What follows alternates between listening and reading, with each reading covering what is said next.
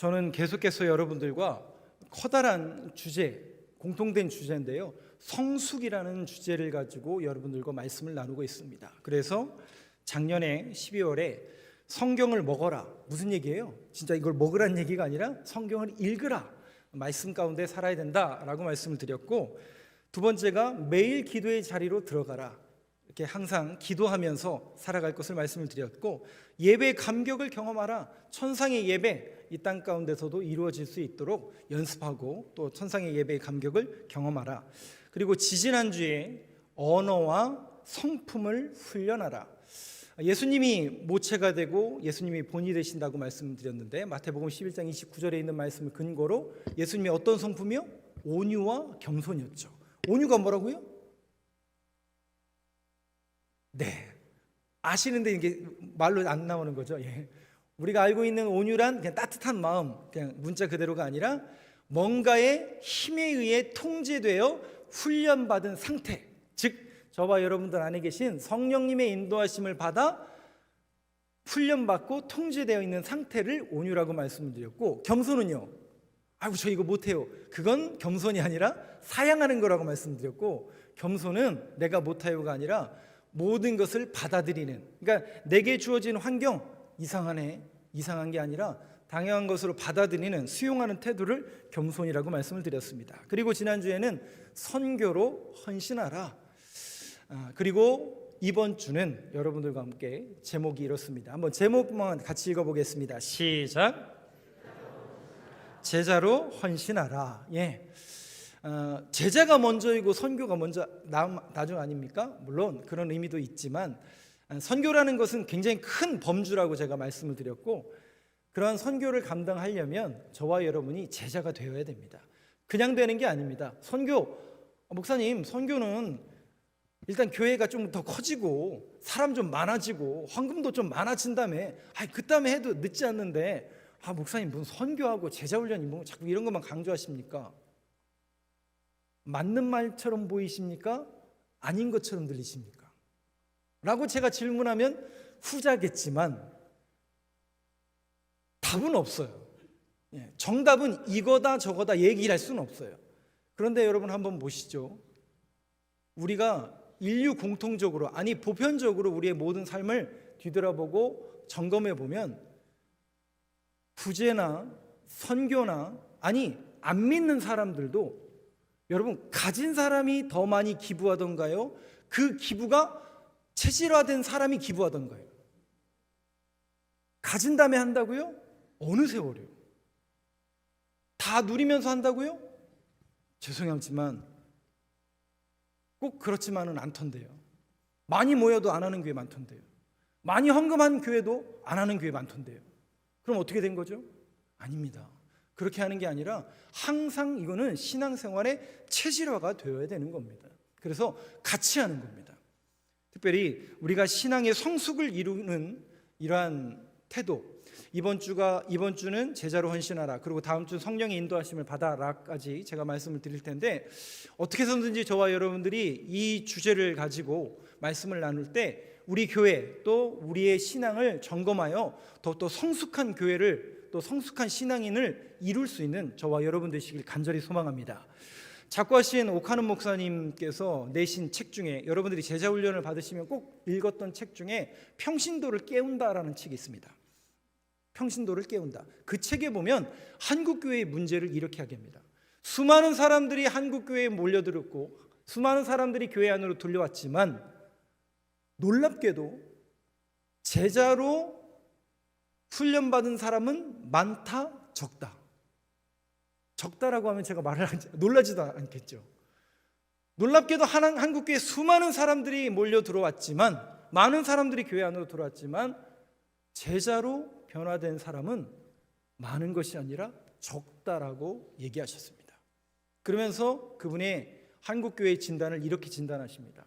결국 한국교회가 그래서 구조선의 역할을 감당하는 게 아니라 유람선이 되어버렸다라고 말씀하십니다. 제가 지난 수요일에 교회의 본질, 교회란 무엇인가, 또 교회의 오해에 대해서 말씀을 드렸지만, 우리는 자꾸 교회를 왜곡하고 교회를 뭔가 우리의 니즈, 내가 필요한 것으로 만들고 전락시키는 그런 시대를 맞이하며 살아가고 있는 건 아닌가 심히 우려가 됩니다. 특별히 오늘 제자로 헌신하라라는 이 어젠다를 가지고 여러분들과 함께 말씀을 나누려고 하는데요. 그렇다면 이런 한국교회의 문제에 대해서 대부분의 목사님들이 세 가지로 요약하여서 이렇게 진단 내리는 걸 볼 수 있습니다. 한번 보여주시죠. 자막을 먼저 보여주시죠. 한국교회의 문제 첫 번째 한번 같이 읽어보겠습니다. 시작. 복음의 부재. 아니 목사님 맨날 매주 복음 말씀 듣고 목사님이 말씀 전하고 또 우리가 성경을 읽는데 복음이 부재하다니요.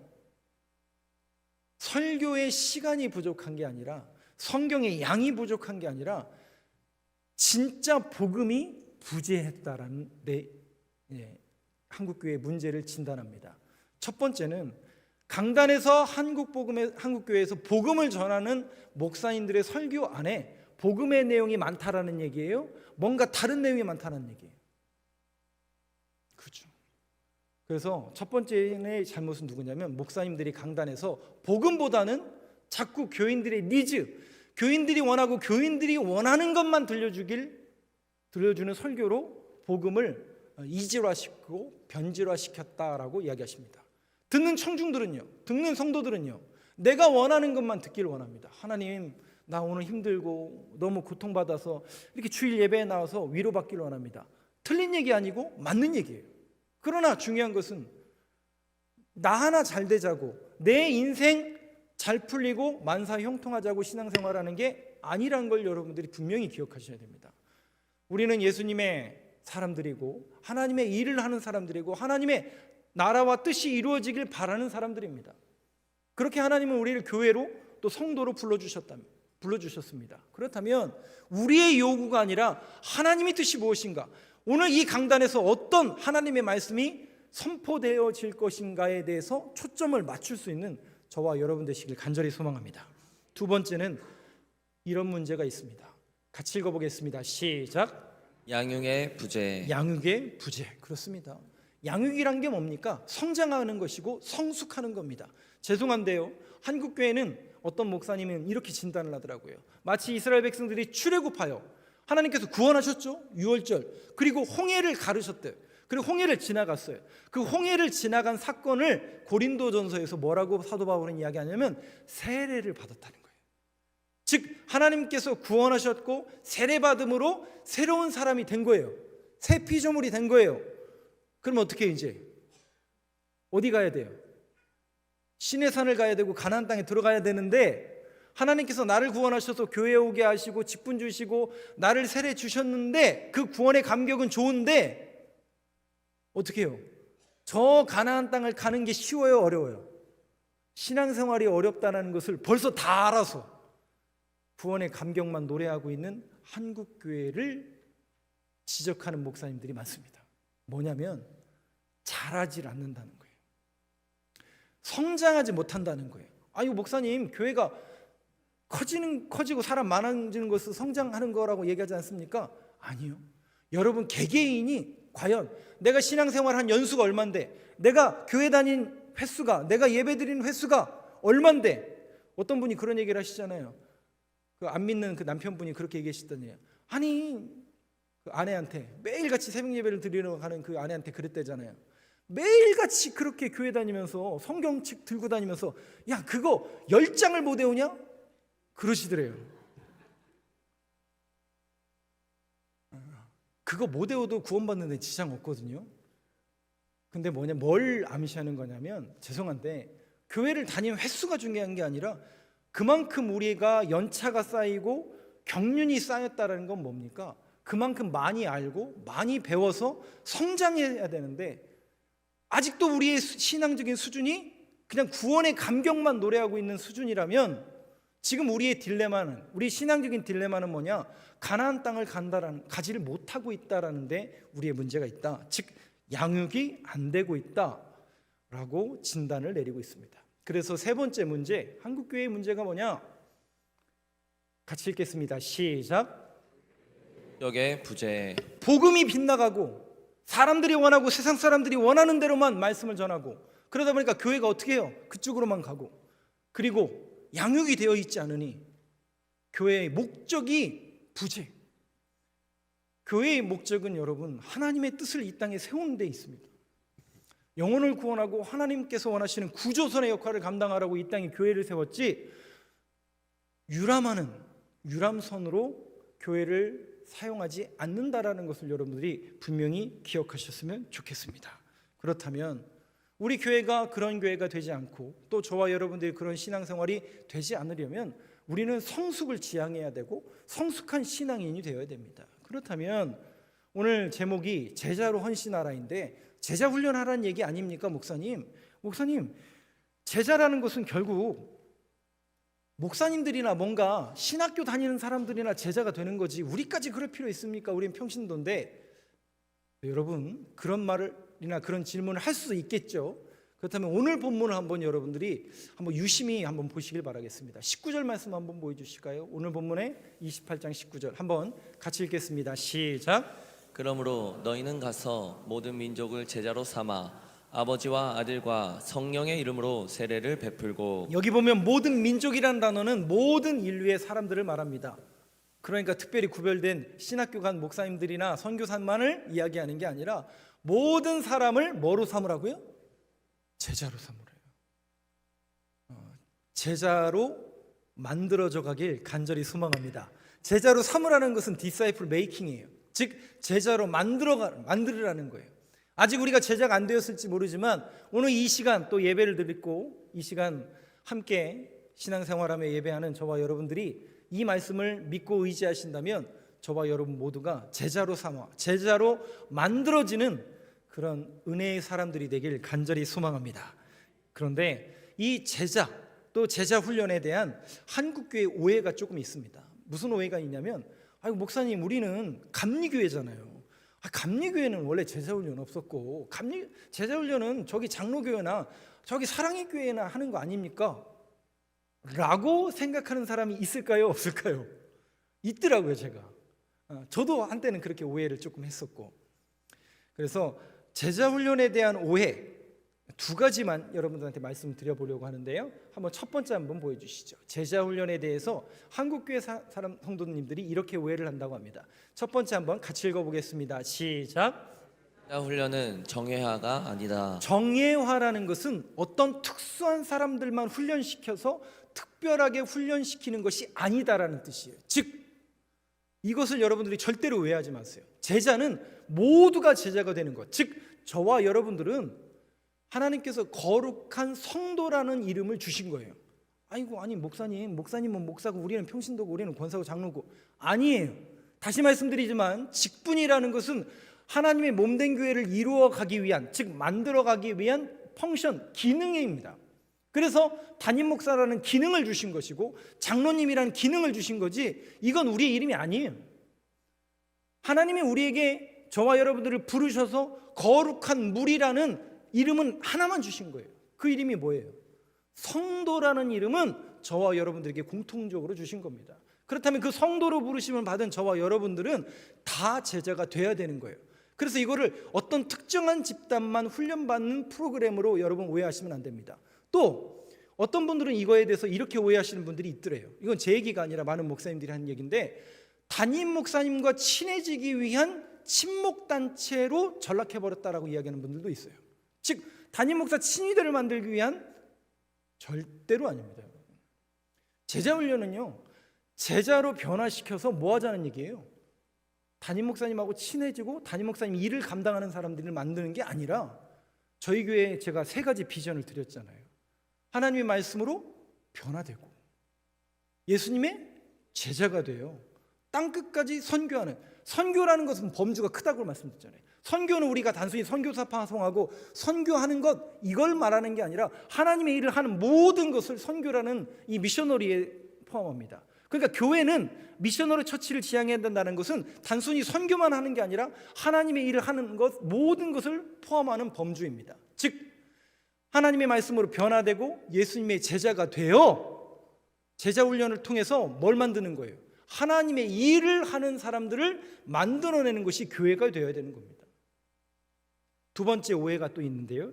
한번 보여주시죠. 같이 읽겠습니다. 시작. 제자 훈련은 실력 있는 사람을 만드는 게 목표가 무슨 아니다. 얘기냐면 제자 훈련이 하나의 감투가 되는 집단들이 있더래요. 우리 교회는 아닐지 모르지만 그런 오해가 좀 있다고 합니다. 그래서 아직도 제자 훈련 안 했어? 그거 안 하면 어떡하려고?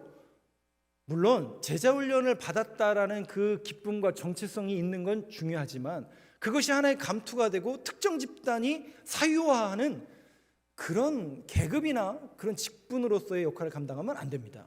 그러니까 받은 사람과 안 받은 사람하고 구별되어서 자꾸 이것을 구별하여서 하등하고 상등한 그런 관계로 차별하는 그런 일들이 벌어져서는 안 된다는 것이죠. 다시 말씀드리지만 제자훈련의 목표는 능력 있고 실력 있는 사람을 만드는 게 아니라 하나님의 일꾼으로 변화시키는 겁니다. 그래서 무슨 일을 하라고요? 담임 목사 일을 하는 게 아니라 하나님의 일을 하라고 제자훈련 시킨다라는데 여러분들이 초점이 있다라는 것을 분명히 기억하셔야 됩니다. 그렇다면 이제 제자 훈련이라는 그 틀에서 훈련을 빼고 그러면 제자가 뭔가?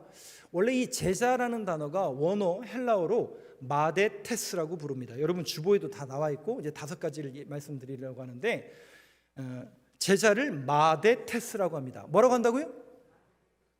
옛날에는 마세테스라고 이렇게 했었는데 여기에서 마데테스로 부릅니다. 이 마데테스라는 뜻이 여러분 주보에도 있는데 이렇게 써져 있습니다. 온 인격과 마음을 어느 곳에다가 쏟아내는 것. 다시 말씀드리면 이런 뜻입니다.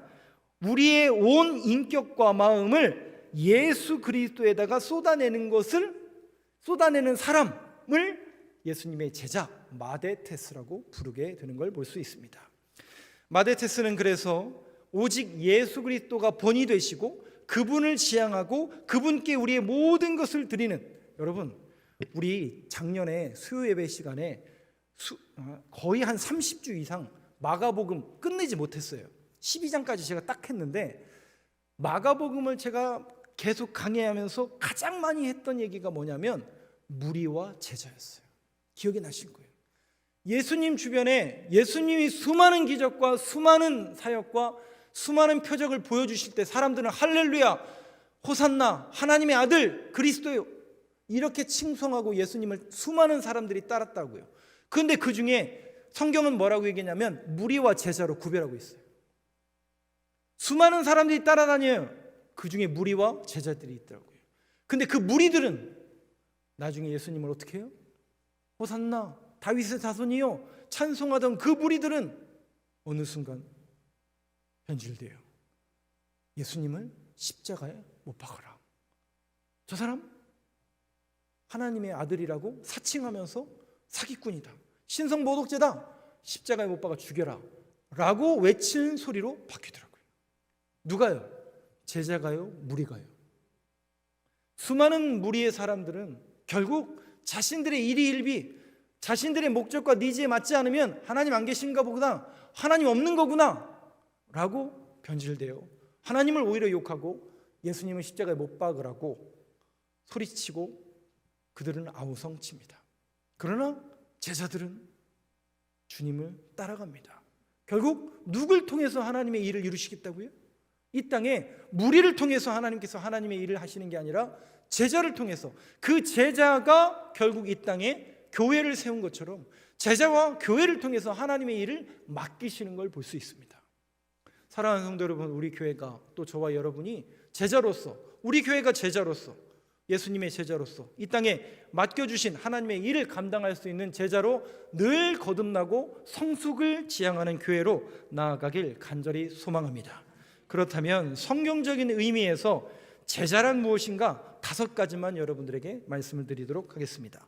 여러분 주보에도 있는 내용입니다. 첫 번째, 제자란 무엇인가 성경적인 의미로 같이 읽어보겠습니다. 시작. 제자는 배우는 자이다. 제자는 배우는 사람들입니다. 마태복음, 우리가 언어와 성품을 훈련하라고 했던 그 인용했던 말씀, 마태복음 11장 29절 30절 말씀인데요. 같이 한번 읽어보겠습니다. 시작. 나는 마음이 온유하고 겸손하니 나의 멍에를 메고 내게 배우라. 그리하면 너희 마음이 쉼을 얻으리니 이는 내 멍에는 쉽고 내 집은 가벼움이라 하시니라. 언어와 성품 훈련하라고 할 때 예수님이 어떤 분이라고요? 온유와 겸손하니. 근데 여기 보니까 주님이 뭘 매라고요? 멍에를 메고 내게 와서 배우라. 주님을 배우래요. 근데 그 주님을 배운다라는 게 쉬워요, 어려워요? 왜 어렵냐면 멍에를 쓰는 거거든요. 멍에를 쓴다라는 건 뭐예요? 소의 멍에를 왜 써요? 자기가 원하는 대로 가고 싶지 않게 하기 위해서, 그 멍에를 씌운 주인의 말을 듣게 하기 위해서 멍에를 씌우는 거거든요. 그래서 우리가 하나님의 말씀을 배우고 신앙이 성장하길 마음은 원하지만 육신이 따르지 않아서 못하시는 분들도 얼마든지 많이 있습니다. 오늘 이 예배 자리에 나오고 싶지만 죄송해요, 어떤 분은 지금 병원에서, 아니 지금 동영상으로, 부득이하게 동영상으로밖에 시청할 수밖에 없는 그런 환경에 처해져 있는 분들도 얼마든지 많습니다. 저와 여러분들이, 저는 그래도 정말 그 희망과 소망을 본 게 뭐냐면, 작년에 제가 부임해서, 담임자로 부임해서 1년 동안 성경 공부를 전반기에도 하고 후반기에도 했잖아요. 깜짝 놀랐어요. 제가 우리 원로 장로님들뿐만 아니라 우리 연세 드신 우리 권사님들, 집사님들이 얼마나 성경 공부를 열심히 하시는지요. 후반기에는 90명이 넘는 분들이 같이 성경 공부를 했어요. 매주 영상을 신청하시고 또 자리에 나오셔서, 특히 이제 우리 원로 장로님들이 정말 열심히 해주시는 그런 부분들이, 아니 저분들 옛날에 선생님 하셨으니까 그건 옛날 얘기고요. 지금, 저는 지금을 말하는 겁니다. 현재 우리의 삶을 얘기하는 겁니다. 그 배우기 위해서 그 열정을 보태시는 그런 모습을 보면서 제가 더 도전을 받았고, 정말 나부터 먼저 말씀을 제대로 배워서 이 복음이 변질되지 않도록 정말 하나님의 복음을, 말씀을 가감없이 우리 성도님들한테 전하는 것으로 그치는 것이 아니라 늘 끊임없이 갈고 닦고 연습하고 공부해서 정말 하나님의 뜻이 무엇인지 제대로 전달하는 역할을 해야 되겠다라는 도전을 제가 받고 우리 성도님들이 그렇게 열심히 하는 모습을 보면서 너무나 감사했었습니다. 저와 여러분은 늘 배워야 됩니다. 빌립보서 4장 9절 말씀, 사도 바울도 이렇게 권면하고 있는데요, 한번 보여주시죠. 같이 읽겠습니다. 시작. 너희는 내게 배우고 받고 듣고 본 바를 행하라. 그리하면 평강의 하나님이 너희와 함께 계시리라. 제자, 마데테스라는 것은 우리의 모든 것을, 마음과 모든 정성을 깃들어 그분을 따르는 것, 그분께 헌신하는 것, 그분을 쫓는 거라고 말씀을 드렸다면, 너희는 내게 보고 예수 그리스도를 배우고 받고 듣고 본 바를 행하라. 그리하면 평강의 하나님이 너희와 함께 계시리라. 그 길이 쉽지 않거든요. 어렵거든요. 그래서 우리는 늘 기도하셔야 돼요. 뭘 기도하는 거예요? 잘 되게 해달라고, 하게 해달라고? 아니요, 성령님의 인도하심을 기도하는 겁니다. 왜? 보혜사, 너에게 보낼 성령님을 우리에게 주신다고 그랬거든요. 왜? 십자가를 짊어지고 멍에를 메는 일이기 때문에 쉬운 길이 아니에요. 그러나 그 길이 진리고 그 길이 가야 될 길이라면, 저와 여러분들이 제자라면 그 길을 가야 된다는 거예요. 그냥 가는 게 아니라 어렵기 때문에 성령님의 인도하심을 받아라. 성령 하나님, 오늘도 도와주시고 그 길을 걸어갈 수 있는 용기와 믿음과 결단을 허락하여 주옵소서. 늘 성령님의 인도하심을 받아 배우며 성장하는 우리 교회가 되길 간절히 소망합니다. 두 번째, 제자란 무엇인가? 자막으로 한번 보여주시죠. 같이 읽겠습니다. 시작. 제자는 그분의 가르침을 따르는 자이다. 제자는 예수님의 가르침을 따르는 자들입니다. 여러분, 주보에는 누가복음 9장 23절이 써져 있을 테지만 똑같은 말씀이 마가복음 8장에도 이렇게 써져 있습니다. 한번 보여주시죠. 마가복음 8장 34절입니다. 한번 같이 읽겠습니다. 시작. 무리와 제자들을 불러 이르시되 누구든지 나를 따라오려거든 자기를 부인하고 자기 십자가를 지고 나를 따를 것이니라. 자기를 부인한다라는 것은 내려놔야 될 게 있다라는 거예요. 희생해야 될 게 있다라는 거예요. 포기해야 될 게 있다라는 거예요. 목사님, 뭔 신앙생활을 그렇게 어렵게 하시려고 합니까? 죄송하지만 믿음이 없으면 못해요. 네, 정확합니다. 제가 전에도 말씀드린 것처럼 11조를 한다라는 게 여러분 쉽습니까? 어렵습니까? 정말 어려운 일입니다. 여러분, 돈 싫어하는 사람이 어디 있어요? 목사님은 조금 싫어하겠죠. 천만의 말씀입니다. 저도 돈 엄청 좋아하는 사람입니다. 그러나 우리가 믿음이 있다면, 이게 하나님의 일이고 내가 제자의 길을 걸어가는 일이라면, 우리는 이제 그 일이 십자가를 짊어지는 길이고 진리의 길이라면 포기할 수 있고 하나님 앞에 올려드릴 수 있다는 것이죠. 자기의 십자가를 짊어지고 예수 그리스도의 가르침을 따르는 자들이 제자입니다. 세 번째 한번 보여주시죠. 세 번째 내용 같이 읽겠습니다. 시작. 제자는 그리스도를 믿는 자이다. 그리스도를 믿는 자이다. 아니, 당연히 믿는 자들이겠죠. 근데 이게 어떤 의미가 있고, 여러분 주보에 나와 있는 세 번째 내용이 너무 좀 짧아요. 그러니까 그 내용만 보시면 이해가 안 되지만 한번 말씀을 좀 잘 들어보시기 바랍니다. 인용 구절이 요한복음 5장 24절인데요. 한번 보여주시죠.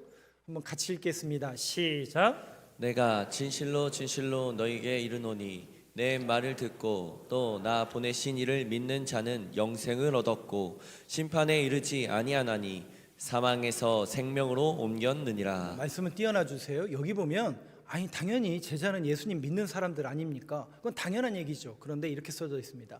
내가 진실로 진실로 너희에게 이르노니 내 말을 듣고, 예수 그리스도의 말을 듣고 또 나를 보내신 이를, 예수님을 보내신 그 하나님을 믿는 자는 뭘 얻어요? 영생을 얻었건데, 이 단어가 이미 우리에게 주어진 거예요. 예수 그리스도를 믿는 순간 우리에게 영생이 주어졌는데, 그러면 끝난 건가요? 우리에게 영생의 기쁨, 이터널 라이프가 있으니까 우린 죽어도 갈 곳이 있는 거죠. 틀린 말은 아니고 맞는 말인데, 이 단어는 여기에서만 멈추는 게 아니라 그 자리에 이르도록 하나님이 우리를 인도하시겠다라는 하나님 쪽에서의 자기 선언신입니다. 즉 뭐냐면, 내가 믿은 것 아닙니까? 내 발로 내가 교회에 온 것 아닙니까? 라고 우리도 얘기할 수 있지만, 믿음이라는 것은 하나님의 선물, 우리에게 주신, 하나님이 값없이 주신 선물이라고 우리가 고백하는 건 뭐냐면, 결국 이 모든 것이 하나님이 우리에게 주신 선물일 뿐만 아니라 거기에 이르도록 주님이 우리를 인도하실 겁니다 라는 고백이 이 안에 담겨져 있었다는 것이죠. 그래서 주님이 성령님을 우리에게 보내주신다고 하는 거예요. 왜? 쉽지 않거든요, 여러분. 신앙생활이라는 것, 처음에는 구원의 감격이 있고 유월절 구원을 경험하고 세례받고 처음에는 좋죠. 근데 저와 여러분이 이제 신앙이 자라가려고 하면 누가 좋아할까요? 당연히 하나님이 좋아하겠죠. 그러나 이 땅에 우리가 세상의 주권 가운데 살아가고 있기 때문에 이 방해하는 세력이 있다는 얘기, 없다는 얘기, 제가 늘 있다고 말씀드렸잖아요. 절대로 여러분들 신앙생활 잘하도록 내버려 두지 않는다니까요. 저 밖은 그런 곳이라니까요, 여러분. 그래서 교회를 계속해서 공격하고 어떻게 해서든지 신앙생활 하지 못하도록, 잘하지 못하도록 방해가 온다 안 온다? 당연히 오게 되어 있죠. 그걸 구별해내라고 제가 말씀을 드렸잖아요. 그게 성장하는 길이라고 말씀드렸잖아요. 성장하면 할수록 더 많은 어려움이 올 수 있다니까요. 그래서 그것을 구별해서 이겨낼 힘을 달라고 하나님 앞에 기도하셔야 돼요. 그래서 늘 저와 여러분이 하나님의 말씀과 기도로 거룩해지고, 거기다가 더불어서 이것만으로 우리가 살아가기가 너무 힘들기 때문에 누구의 인도하심을 구한다고요? 성령님의 인도하심을 구하는 겁니다. 요한복음에 보혜사, 보호하시고 은혜 주시고 가르쳐 주실 보혜사, 아버지께서 너희에게 보내신 성령, 그가 나타나 모든 것을 생각나게 하시고, 즉 예수 그리스도께서 하신 이 성경에 있는 말씀이 생각나게 하시고 그 길로 걸어갈 수 있도록 우리의 양심의 문을 두드린다 안 두드린다? 두드린다니까요. 기호야, 거기 아니라니까. 제 이름이잖아요. 너 거기, 네가 목사인데 거긴 아닌 것 같아. 그건 아니야. 자꾸 누가 우리 양심의 문을 두드려야 안 두드려야 돼? 두드리죠. 말씀대로 살아가려고 하다 보면, 십자가 지고 예수님의 제자로 살아가려고 하다 보면 우리가 두드린단 말이죠.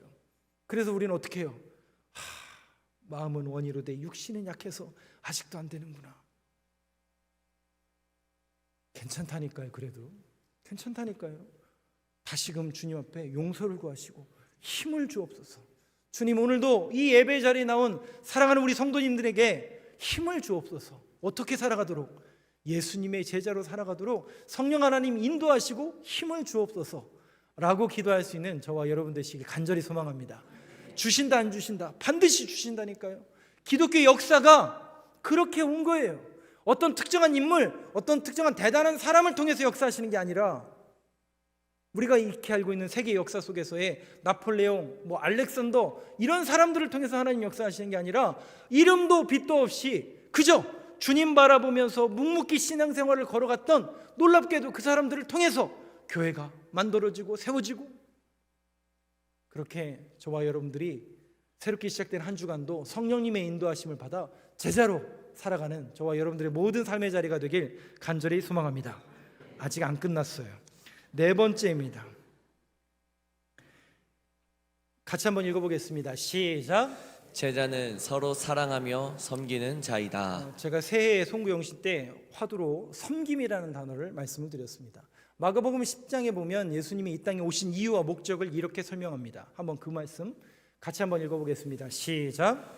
인자가 온 것은 섬김을 받으려 함이 아니라 도리어 섬기려 하고 자기 목숨을 많은 사람의 대속물로 주려 주님이 이 함이니라. 땅에 오신 이유를 정확하게 뭐라고 말씀하시냐면 섬김을 받으려 함이 아니라, 교회에 오늘날 이 믿지 않는 사람들과 저 세상 밖에 있는 사람들의 교회에 대한 인지, 또 교회에 대해서 바라보는 시선이 어떤지 여러분도 잘 아시죠?